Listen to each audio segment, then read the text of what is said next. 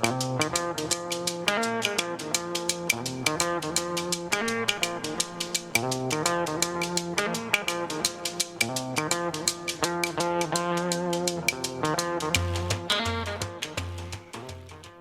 to Talk of the Bay. I'm Christine Barrington. Open Studios is right around the corner, and for art lovers, October is a month to celebrate, discover, and visit the rich community of artists of this region. And joining me in the studio to talk all about it is Bree Karpovage of the Arts Council of Santa Cruz County. And if you have enjoyed interacting with art in Santa Cruz, you have likely been touched by Bree's influence.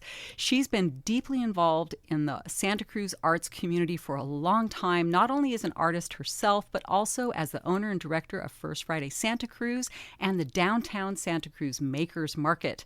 She's also a masterful art communicator, managing important art-based social media accounts, and last year, Bree took over the organizing of Open Studios. It's a huge job. So welcome, Bree. We're so happy to have you on Talk of the Bay. Thank you. Thanks for having me. And Bree has brought with her two artists whose studios you can visit next month for Open Studios. A mixed media sculptor and blown glass master, Biagio Scarpello. Welcome. Hello. Thanks for having me. Yeah. And ceramicist Anna Cummins. Anna creates functional ceramics that have whimsical, sculptural, and painted elements. Really beautiful work. Anna and Biagio, we're so glad that you're here. And now let's start talking about art. We're going to start with Bree. So Bree, for the uninitiated, could you please introduce to our listeners, give them a brief overview of what Open Studios is all about?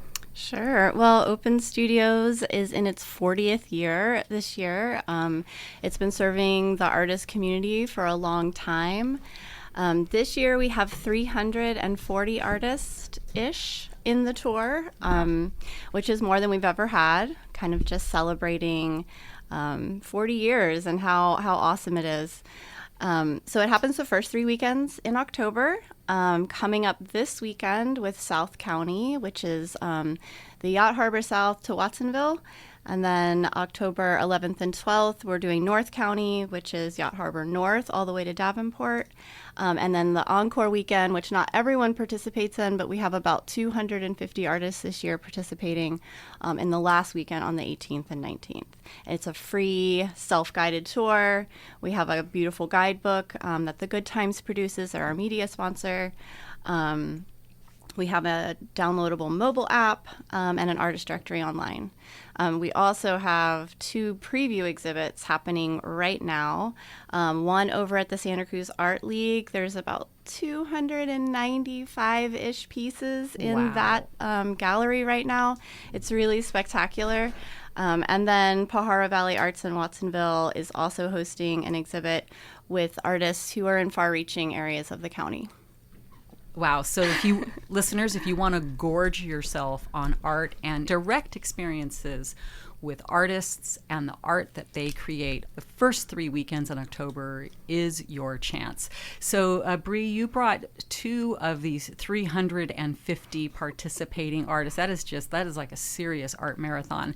Anna Cummins, you are a ceramicist. I am. And it was really thrilling to hear you say that you are a full-time working artist and that you were making a living from your art while you were a student at UCSC. I am. I just graduated in June. I'm super happy to be graduated, and now I just make art all the time.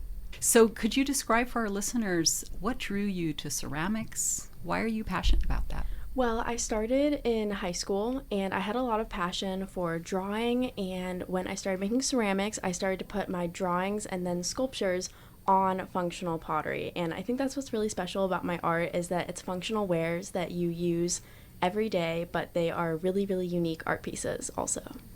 That's beautiful. That's a great introduction. We're going to circle back to you, but I want to bring in Biagio. Biagio, you do beautiful blown glass and then these really amazing mixed media pieces that incorporate glass with them. You're also a teacher of this, of art at San Jose State and at Cabrillo. Could you describe to our listeners when you first started working in art and what drew you to your medium? Sure. I mean, I've been on a journey of art making. You know, I went right into art school and haven't really stopped. So it's been quite some time now as I reflect back. I do like working with mixed media, but my primary vocation or craft is glassmaking. And I've always thought, I mean, the initial bring-in is just how wonderfully magical the material is. It's glowing and it's flowing and what's not to like. But I keep thinking the thing that brings me back to glassmaking is the community. It's very collaborative. We always work together, and there's a lot of discourse and bounce back between glassmakers in the scene. So it keeps kind of circling back on itself. One of the really special things about Open Studios is that people actually get to go to your studio where you create a lot of your work. And so, Biagio, could you describe your studio? Sure. Yeah, happy to, because my studio is a very special place. I live in Soquel, and our home is on the high side right along Soquel Creek. And so on the back side of the house, I built kind of a little roof, so it's all open sides. And my bench and my furnace overlooks Soquel Creek. So it's not uncommon while we're working to see great blue herons fly by, red-shouldered hawks with a mouse landing on the branch for a snack. It's really a special and stunning place. It's inspiring. It sounds inspiring, and that is one of the gifts of Open Studios. I've been to artists' homes. They're like also master gardeners, and you go into these wonderlands, or they're incredible interior decorators. I'm thinking of Dee Hooker's place, where she also puts out these really fabulous snacks. So, check her out. And she's a fabulous artist, and she makes cards and all kinds of things. And it's just such an aesthetically satisfying experience to be going to these different studios. So, Anna, when folks come to your studio, what will they experience? Well, my studio is at the Tannery Arts Center, which is a arts complex with multiple studios, so there will be a lot of other studios that you can visit. Mm-hmm. My studio is shared with a few other potters, so you'll be able to see myself and my studio mate, which is very, very special.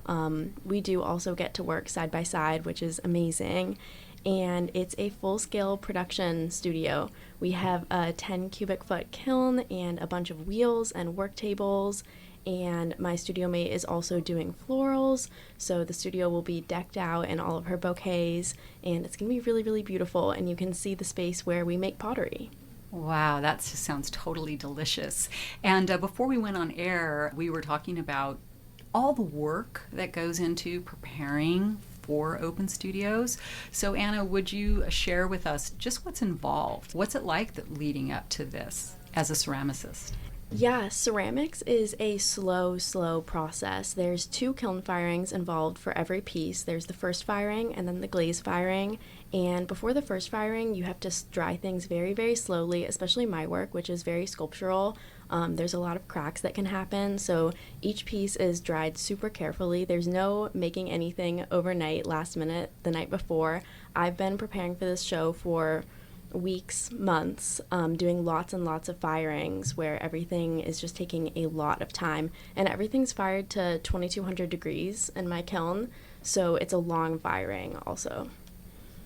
I'm really struck with the fact that both of you work with a lot of heat.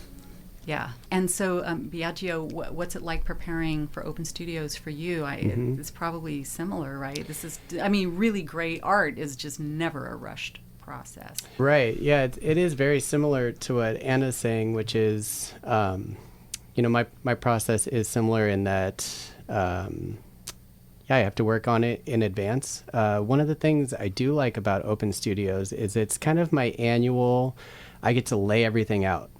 I get to see everything all at the same time. And so over the years, I've kind of refined my color palette. It also feels really good to host kind of my own solo show. And so when I put my fine art sculptures up, I get to see everything together. I get to curate it. I get to kind of have full autonomy to push and pull and set things up how I want. So it's a really nice annual reset. And at the same time with that reset, being able to invite our larger arts community in for a little window into that world is really special. both of you have done Open Studios for about 4 years, right? Yes. And so of the visitors that come through your studio, do you know what the proportion of local artists are coming to check you out? Any idea? Well, I don't know. I feel like in Santa Cruz, everyone's an artist in one way or another. Everyone's got some sort of project. Yeah, It's true. Isn't that great? It's great. I love it. Talk about community, and Santa Cruz is a heavenly place for so many reasons. And Bree, you're nodding. So let's pivot over to you. But before we do, in case you've just tuned in, you are listening to KSQD K-Squid 90.7 right here in Santa Cruz, and we welcome listeners in Salinas, Monterey, and Watsonville at 89.7 FM. We are talking about Open Studios, which is coming up the first 3 weekends in October, an amazing event all across Santa Cruz County. And Bree Karpavage is the organizer, the director of Open Studios now. And while Anna and Biagio were describing what they do, you were nodding. You're working with 350 different artists to bring this about. It's got to be just mind-blowingly incredible to see the accomplishment and the skill and the beauty of what comes through all these artists here in Santa Cruz. Could you speak to your experience? Yeah, I mean, I always say it's just super inspiring. You know, like, I mean, seeing artists at work in their studio or just walking into their studio and seeing where all of that creative magic happens is just a really inspiring, you know, experience. And whether you're an artist or not, and part of it, like you were saying earlier, is discovering the county. Like, you're going down these roads and you're finding these little treasures and the beautiful scenery. You're going through the redwoods, you're going along the coastline, you're going up into the fields of Watsonville. It's just a beautiful experience to travel around and then engage with the artists and hear their stories. I mean, a lot of art, there's a lot of story in art. And artists love to talk about it for the most part, I think. Of course. Yeah. So, I mean, that's the beauty of Open Studios, and I'm just behind the scenes, kind of like putting all the pieces together. And but the artists are the ones that are really doing all of the work, and that's what this experience is really all about. Yeah, you know, I'm speaking to you listeners if you have never, ever taken advantage of Open Studios. If you were like me until a couple of years ago when Janet Silverglate was like, "You're going to do this and I'm taking you." And I had the most extraordinary experience, went to Charles Prentice's studio, which is in this gorgeous setting, saw so many different settings and got to experience the art. And I'm just ashamed it took me so long. This is not something we should miss. It's a very, very special experience. It really is. Mm-hmm. I mean, it's annual, so you only have these 3 weekends to do it. Artists don't always open their studios. Sometimes, you know, like at the Tannery Arts Center, you have a little bit more opportunity to see studios and, you know, open in action. But like Biagio, this is probably like the only time of the year you really open your studio to the public. Mm-hmm. So it's really, really special. I always tell everybody, pick up the guide. It's at all of the Good Times locations around the county. You know, get your bestie, go have breakfast in the morning, plan where you're going to go, and then just set out on a truly wonderful experience. And every year that you do it, it's a different experience. So yeah, and I'm looking at this guide. Okay, I'm holding it in my hand. It's got some nice heft to it. This is, in and of itself, a huge accomplishment. It's a major thing to print out a magazine like this. And not only have you done that, but you've commissioned this extraordinary app. So if you want to visit an artist and they're in like an odd location, you just click on directions and in the app and it just takes you there with GPS. It's amazing. And that is not an easy thing to do, to create an app. How was that done? Like tons of grants and stuff, I imagine. Yeah, I mean, we've had the app for about 12 years, but like every year there's more advancements. There's, you know, technology has changed, and so that's always a work in progress. And the catalog, this is really a labor of love. We have a team of designers on this. You know, the Good Times producing it. We're behind the scenes doing all the editing and collecting of all the information. And we really hope that people don't just use this for 3 weekends, but actually keep it around.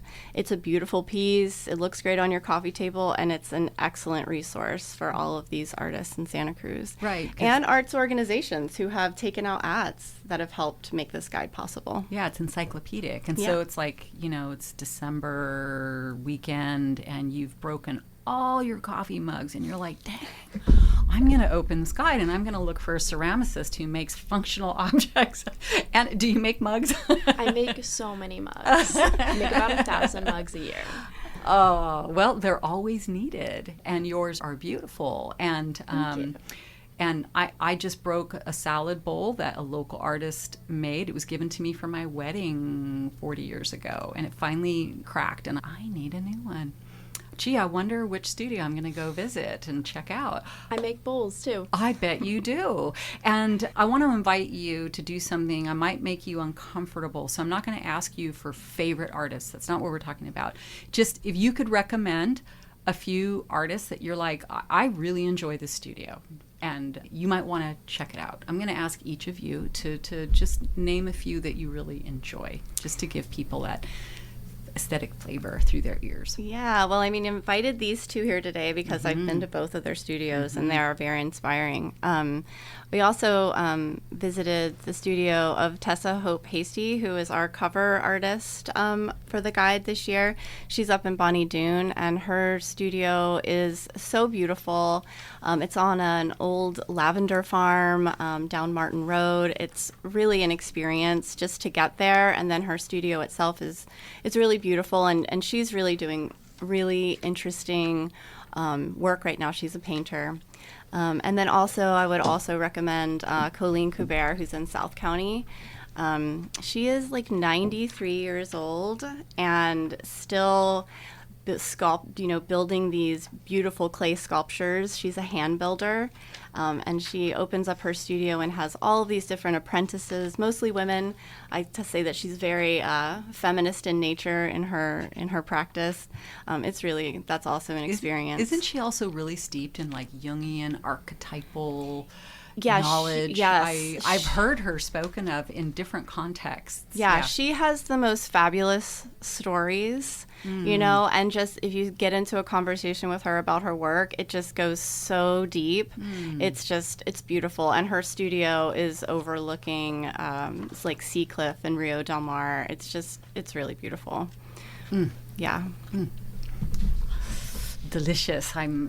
What is the word? I'm like, overly hungry. I like the word delicious. Yes, delicious. Yacho, do you have 2 or 3 that you might recommend? Sure. Like? I'm pals with Taylor Reinhold, and he's got Made Fresh Crew, which is his whole kind of team of creatives. And one of the things I like about Open Studios is that it's also festive. And so it's not uncommon for me to pop over and see some friends, and they're usually eating and drinking, and it's part social. Another artist who I really enjoy is Tina Summers. She's up on the west side, and she does really thoughtful woodblock printing and illustrations and paintings. She does a catalog every year. She's got great stickers. I bring my kids. And that's always a really vibrant experience for them.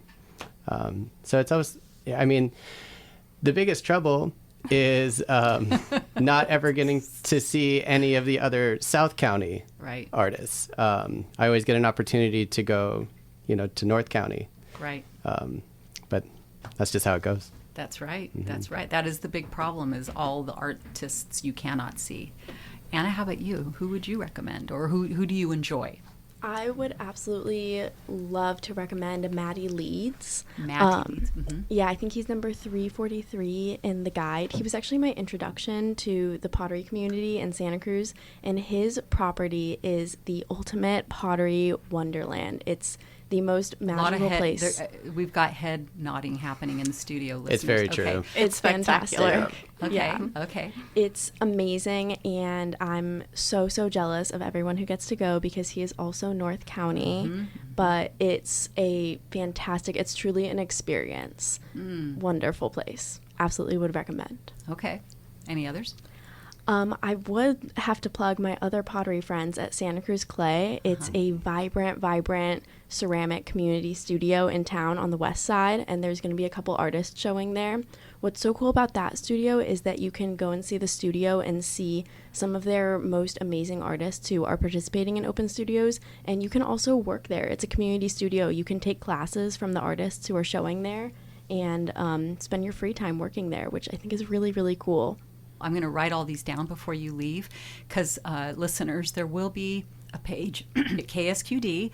I'll have write-ups about everything we've spoken to with links to the Art League and Anna's work. Do you have a web page or are you just on Instagram? I tried to find you. I do. I'm at annacanart.com. Okay, great. So we'll have links to Anna and Biagio's websites, but also all the recommendations because people will be like, well, who was that and what did they say?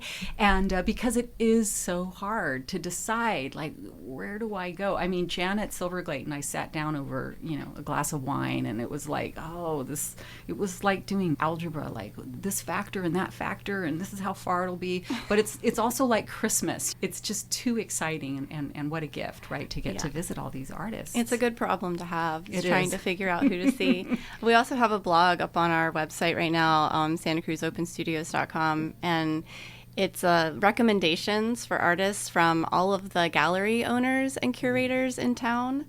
So that's kind of a fun thing to check out too. Would that particular blog entry be easy to find? Yeah, it might actually be on the Arts Council's main website under Community Stories. Community Stories. Okay, because I'll go home and I'll find that and I'll put a link to that as well. Yeah, because it's I fun. really like these show pages to be sort of a one-stop shop where people are like, because often people are driving and we hear really interesting things and then it's kind of gone. So I'll put a link to that. And so as we get to some of our final minutes, I want to ask you, Biagio, what do you sell the most? You make household glasses and things like that, but what do the people that visit your studio, what do they get really hopped up about? I do. I make a lot of tumblers, pitchers.